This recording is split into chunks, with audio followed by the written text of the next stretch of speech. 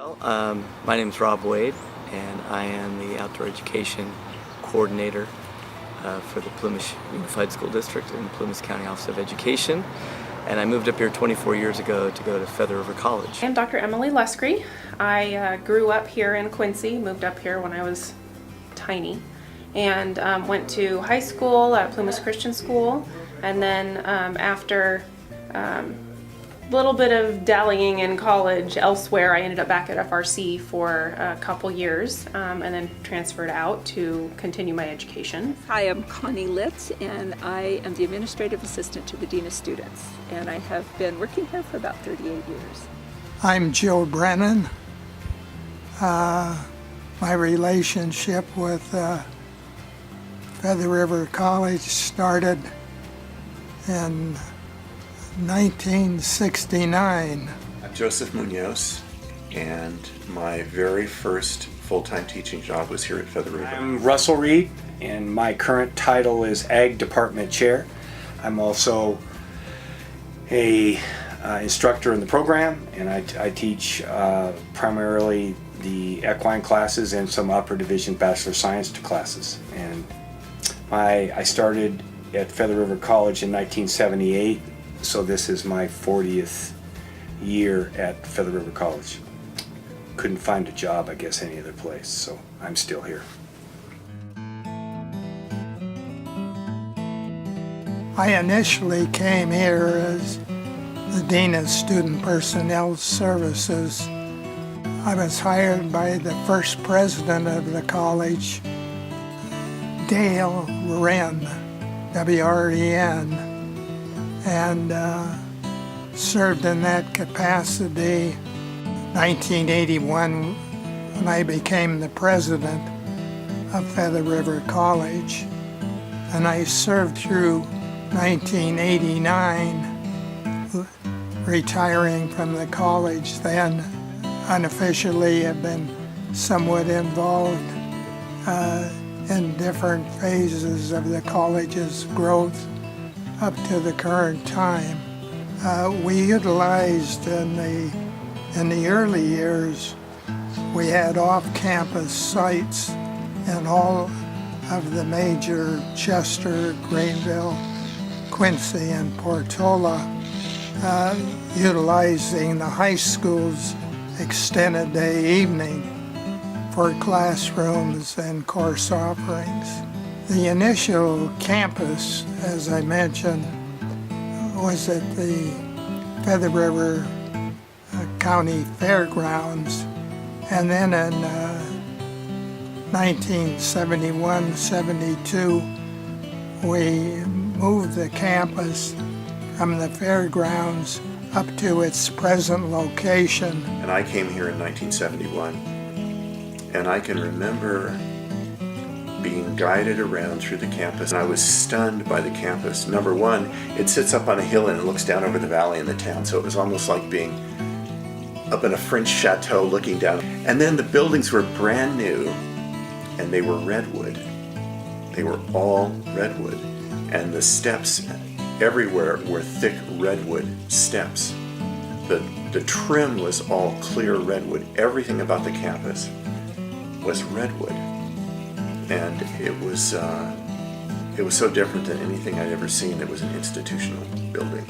In the late 70s, we initiated the first major construction projects that included the campus center, the multi-purpose building, gymnasium, drama, and so on. In our area, which is the horse program and the Bachelor of Science program, all those changes, I guess, I don't know, for the bad or the good, I was probably a lot of the reason before the changes, because when we started, it was the unused property of the college back in the early 80s, back in 1980, and it was just a small piece of property, and we started with a bale of hay and a bunch of horses, and now we have this pretty big facility. So it's, as I said, it's changed a lot. It was quite a challenge, but some of the outstanding memories is when we de-annexed from the Peralta College I was on a committee called the County Committee, which negotiated the separation from the Peralta District in the Bay Area. We were a satellite campus to Peralta Community College, which was just a little side mountain campus to send a few students up to in the beginning. We became independent in 1988, and from that point on we gradually grew as a college. As you got into the 90s, the 2000, 2010, 2020, you've had this major expansion take place. So that's kind of brings you from the beginning to the current situation. When I first got here, I was hired as a substitute for John Gallagher, who was one of the original founding faculty, and he was going to go on sabbatical, and they needed somebody to take over his classes while he was gone. That was in 1978. And so that was my first, and they hired me, and the interesting part, I guess maybe this is just the Feather River College way, John, somewhere during the process, decided not to go on sabbatical. So now, but I already signed a contract to be here to teach, so now they had to figure out what I could teach. And so I was teaching all kinds of classes. A lot of people don't know that I was teaching food science classes, and I was teaching health science classes, and they just had to figure something out to do with me, and I guess that happened for a couple of years, and then they hired me as a full-time faculty member. So these two guys had made a bronze band that with chains on it and had it on a block. I still have it. It's out in my shop if you want to get a picture of it. And they brought that to me, and I was so stunned by that they had appreciated so much what they had learned that they went out and built something out of that story, out of that lesson. And they're holding this, and they're just smiling at me. And it has a little thing at the top. It says Munoz up here. But there it is, the story come to life. I was a part of the all-women's class that Joseph Munoz taught for Western Civilization. This semester we all went in on a gift for him, which I think he still has, and I remember that there's a class photo in the woods, and I'm sure he still has it. He's mentioned it before, so yeah, that was a really fun class actually. So when I first showed up at Feather River College, again, I was just a backcountry skier on his way to Lhasa National Park. And so I pulled in, and it's when they used to have the little guard station. You couldn't drive up into the campus until you passed this little guard shack. It's not there anymore. And so I remember pulling up into there and asking a few questions, trying to understand what this FRC thing was. And so I parked the car, and I remember walking up into the campus, and up in the upper green, just above the gym in the auditorium, where the library is now, there still is a nice piece of grass there, a nice lawn area. It was bigger than before when the new library went in a few years back. But my most indelible memory about almost why I decided to go to Feather River College was I was an ultimate Frisbee player in Tahoe. And I saw that piece of grass, and I'm like, I'm going to go to school here, and I'm going to start an ultimate Frisbee team, and that's what I'm doing.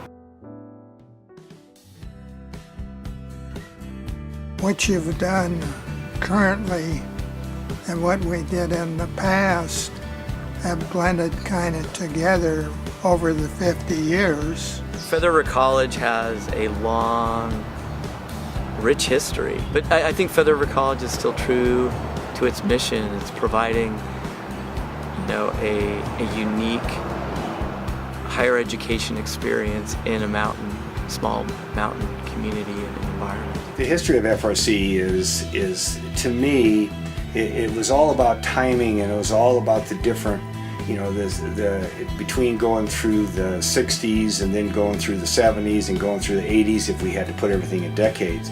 I saw that it's what has evolved Feather River College is the students.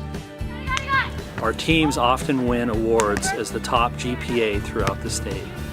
We're proud of our athletic heritage. We're also proud of where the program is going. Feather River College is known as the school where you can come to and get a transfer scholarship to continue your education. FRC has room for over 250 students in the residence halls. It's one of the few community colleges that has residence halls. Students from all over the world come to campus to live and go to school at Feather River College.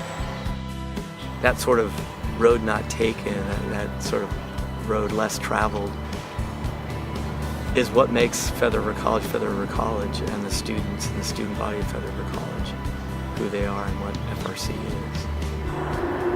FRC has been here for 50 years. We're proud of our relationship with the town of Quincy and Plumas County. We're excited about the next 50 years and the future of FRC.